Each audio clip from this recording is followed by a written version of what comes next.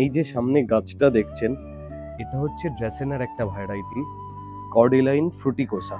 ড্রেসেনার অনেক ভ্যারাইটি হয়, তার মধ্যে এই কর্ডিলাইন ফ্রুটিকোসারও কিন্তু অনেকগুলো কালার হয়। যেটা দেখাচ্ছি আজকে সেটা হচ্ছে এই যে এই দেখুন একটা গাছ, আমার দুটো গাছ ছিল, এই একটা গাছ সুন্দর ব্রাঞ্চ ছেড়েছে, এই একটা লম্বা, এই একটা ব্রাঞ্চ, আর একটা এই ছোট, সুন্দর শেপে আছে গাছটা। এই গাছটা কিন্তু শেপে ছিল না, একটা সিঙ্গেল স্টেম ছিল। গাছটা কি করেছিলাম, আমি এইখান থেকে কেটেছিলাম, এই দেখুন সুন্দর ব্রাঞ্চ ছাড়ছে, এইগুলো বড় হবে, সুন্দর ঝোপালো শেপ নেবে। আর এইটা দেখাচ্ছি, এইখান থেকে কেটে কিন্তু এই জলের মধ্যে ডিপ করে রেখেছিলাম, দেখুন ঘোলা হয়ে গেছে জলটা।